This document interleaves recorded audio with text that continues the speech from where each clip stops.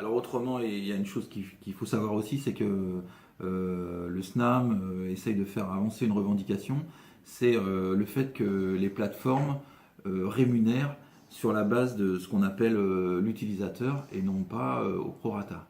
Je m'explique. Pour l'instant, Spotify ou Deezer, à la fin de chaque mois, elles prennent l'ensemble des titres qui ont été écoutés dans le mois et puis elles répartissent l'ensemble de leur chiffre d'affaires en fonction de quel titre a été écouté. Évidemment, ce sont les esthétiques écoutées par les adolescents qui dominent et ce sont quelques artistes qui touchent le plus.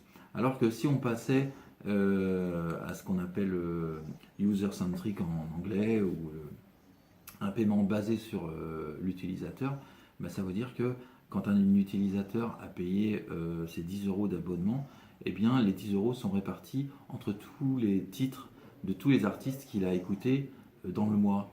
Et ça permettrait bah, d'aboutir à plus de diversité et ça aboutirait à ce que les petites productions touchent plus de droits de la part des plateformes que ce qu'elles touchent en ce moment. Alors je vais prendre un exemple idiot pour illustrer cela. Si par exemple votre maman est tout à fait fan de vous, qu'elle est abonnée à Deezer et qu'elle trouve que votre dernier album est formidable et que pendant tout le mois elle l'écoute en boucle, et bien aujourd'hui, à la fin du mois, vous touchez rien du tout. Parce que s'il y a juste votre maman qui a écouté, même si elle l'a écouté tous les jours du mois, ça fait trop peu de streams pour que dans la répartition au prorata de l'ensemble de ce qui a été écouté dans tout le pays, eh bien c'est trop peu pour que vous touchiez. Alors que si c'était le paiement basé sur l'utilisateur, eh bien à la fin du mois, les 10 euros que votre maman a payé à Deezer ou à Spotify, si elle a écouté que vos chansons, ils iraient directement et intégralement à vous.